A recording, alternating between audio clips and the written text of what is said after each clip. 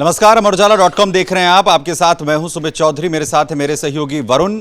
और मामला है गोरखपुर का, जहां से एक बीवी, 4 गर्लफ्रेंड और उसमें से 3 प्रेग्नेंट, करोड़ों की ठगी और ऊपर से फर्जी आईएएस। इस पूरे मामले ने जहां सभी को चौंकाकर रख दिया है, लेकिन कैसे इस शख्स की क्राइम कुंडली अब खुलकर सामने आई है और लगातार अब जांच जैसे जैसे आगे बढ़ रही है, तार भी अब जुड़ते हुए नजर आ रहे हैं। कहां तक जांच पहुंची है, वरुण से तमाम चीजों को समझने की जो है वो कोशिश करेंगे। वरुण, कल ये चौंकाने वाला जिस तरीके से मामला सामने आया, अब इसका थोड़ा सा बैकग्राउंडर अपने दर्शकों को बताते हुए आखिर कहां तक अब जांच पहुंची है, क्या कुछ इसमें हो रहा है, जरा बताइए प्लीज। जी, देखिए, ये जो पूरा मामला है, ये मामला शुरू हुआ बिहार से, क्योंकि जो आरोपी व्यक्ति है ये रहने वाला है बिहार का, बिहार के सीतामढ़ी इलाके का ये रहने वाला है।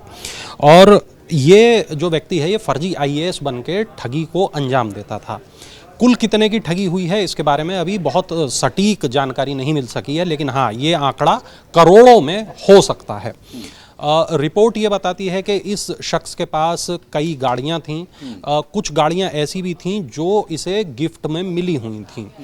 उन गाड़ियों की हनक दिखाता था, ये अपने साथ ये गनर रखता था, अपने साथ कुछ और कर्मचारी रखता था, जो फर्जी सरकारी कर्मचारी बनने का जो लोग नाटक किया करते थे।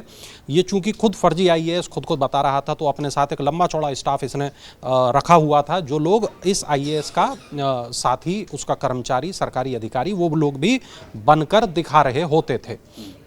एक खास बात ये, इन्होंने एक ऑफिस खोल लिया और बताया कि ये केंद्र सरकार की तरफ से ये ऑफिस खुला हुआ है।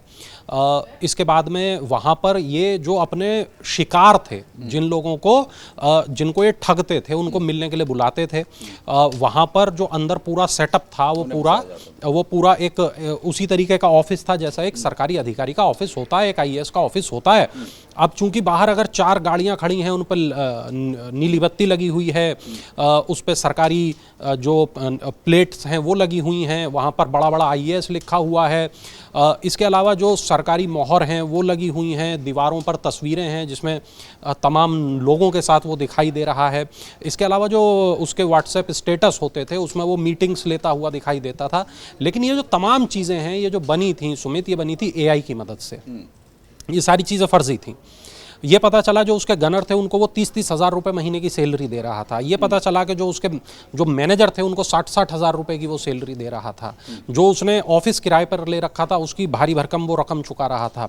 जो उसके पास में गाड़ियाँ थीं उनको किराए पर उसने ले रखा था। तो उसकी पूरी लाइफ स्टाइल उस तरीके की थी कि वो 5-7 लाख रुपये महीना इन सब चीज़ों पर खर्च कर रहा था।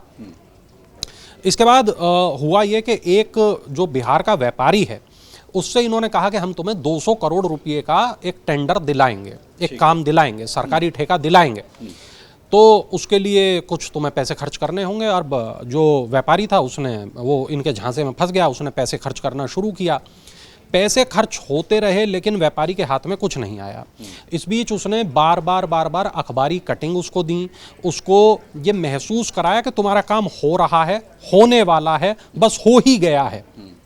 ये तमाम चीज़ हुई लेकिन काम नहीं हुआ। जब काम नहीं हुआ और व्यापारी को ये आभास हुआ कि मैं ठगा जा चुका हूँ, तब वो पुलिस के पास पहुँचा, उसने मामला दर्ज कराया, उसने आला अधिकारियों में इस बात की शिकायत की।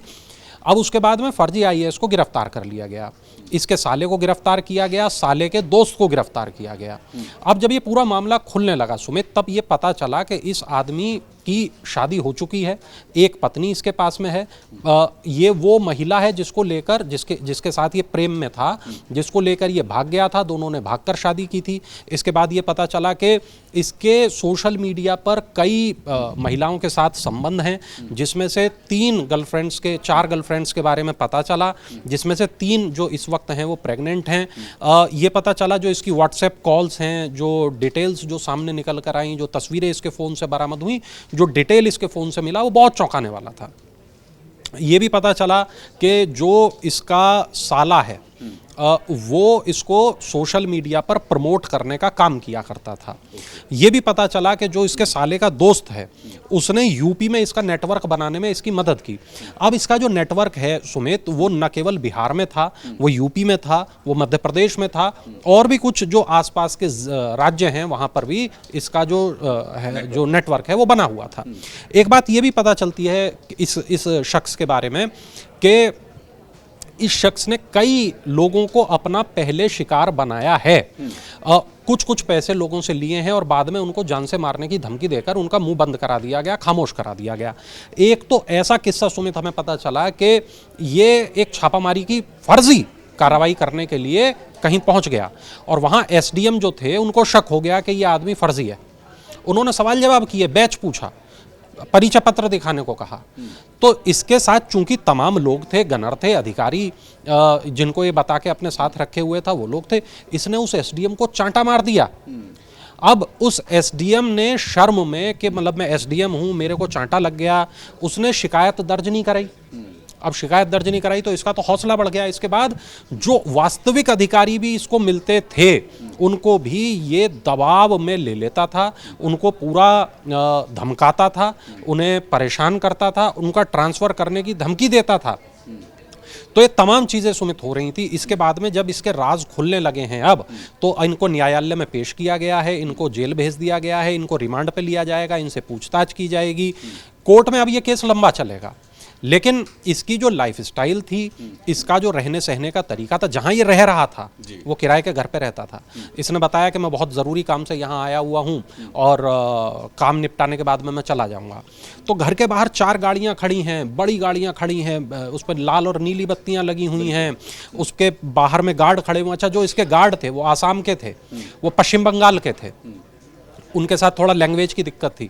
तो होता क्या था कि जो यूपी के लोग हैं वो बहुत ज़्यादा इस भाषा को नहीं समझ पा रहे थे, जो वो एसएमईज़ में बात कर रहे थे या अपनी लोकल लैंग्वेज में जो वो बात कर रहे थे, तो इसका भी इसको फ़ायदा मिलता था। वो लोग किसी से ज़्यादा घुलते मिलते नहीं थे, तो वो इसके विश्वास पात्र बने हुए लोग थे। इसके अलावा जो डॉक्यूमेंट इसके पास में थे वो सारे एआई से, पहले क्या होता था पुराने ज़माने में कि जब डॉक्यूमेंट बनते थे, मोहर बनती थी, तो वो बड़ा उसके लिए काम करना पड़ता था। उसका हर एक चीज़ वैसी होनी चाहिए, आसान नहीं था उन डॉक्यूमेंट्स को बनाना। उसके लिए बहुत लोग लगते थे, लेकिन जब से एआई का इस्तेमाल होने लगा वो डॉक्यूमेंट बनाना इस आदमी के लिए आसान हो गया। तो वो डॉक्यूमेंट बनाता था और डॉक्यूमेंट दिखाकर कई तरीके के फर्जीवाड़े भी ये किया करता था, ये भी पता चल रहा है। तो अब तक इस मामले में टोटल 3 गिरफ्तारी हुई हैं। इन लोगों को न्यायालय में पेश करके जेल भेज दिया गया है, इनको रिमांड पे लेकर पूछताछ होगी, आगे और खुलासे होंगे। अब पुलिस ये जानने की कोशिश कर रही है कि टोटल ठगी हुई कितने की है, ये कितने करोड़ की ठगी है, इसमें कितने लोग इन्वॉल्व हैं, जानने की कोशिश ये भी की जा रही है। कितने जो अधिकारी हैं, क्या कोई इसके साथ शामिल तो नहीं था, क्या ऐसा तो नहीं था कि इसके गिरोह के अंदर जो सरकार की तरफ से जो लोग हैं, क्या उनमें से तो कोई व्यक्ति नहीं था शामिल, जो सरकारी अधिकारी हैं, माफ़ करें, कि वो तो कोई लोग शामिल नहीं था। तो ये तमाम चीज़ें हैं जिनकी जांच की जा रही है। ये भी पता चला है कि इसकी जो शिकायतें हैं वो बड़े अधिकारियों तक भी पहुंची थी, न केवल बड़े अधिकारियों तक पहुंची थी, बल्कि जो शिकायतें हैं वो मुख्यमंत्री दफ्तर तक भी इसकी पहुंचने लगी थी। और यही कारण है कि इस पर न केवल तेज़ी से एक्शन हुआ, बल्कि बड़ा एक्शन हुआ है। और मुझे लगता है कि अब जो इस तरीके की जो चीज़ें हो रही हैं उस पूरे इलाके में, उस पर बड़ी लगाम लगने वाली है। बिल्कुल, यानी खुलासे जिस तरीके से इस पूरे घटनाक्रम को लेकर हुए हैं उसने सभी को जो है यहाँ पर चौंकाया है और एक बड़ी कार्रवाई लगातार इसमें जारी है। आखिर ठगी कितने की हुई इसे भी अब जानने की कोशिश हो रही है और किस किस के साथ इससे पहले ये इस तरीके के कारनामों को अंजाम यहाँ पर दे चुका है और साथ ही इसके गैंग में कौन कौन थे, क्योंकि अलग अलग राज्यों में इसका पूरा नेटवर्क जो है वो फैला हुआ था। उस नेटवर्क को भी अब पूरी तरीके से क्रैश करने की कोशिश लगातार यहां पर जारी है और क्या कोई अंदर बैठा हुआ अधिकारी भी इसकी मदद कर रहा था, उन तमाम चीजों पर भी जांच लगातार अब यहां पर की जा रही है। इस खबर पर लगातार डेवलपमेंट जिस भी तरीके का हो रहा है अब तक लगातार यहां पर पहुंचाते रहेंगे। फिलहाल वरुण, आपका हमारे साथ जुड़ने के लिए बहुत बहुत शुक्रिया। तमाम खबरों के लिए बने रहिए अमर उजाला के साथ। बहुत धन्यवाद। अगर आप ये वीडियो YouTube पर देख रहे हैं तो हमारे चैनल को सब्सक्राइब कर बेल आइकन दबाएं और Facebook पर देख रहे हैं तो हमारे पेज को लाइक करें।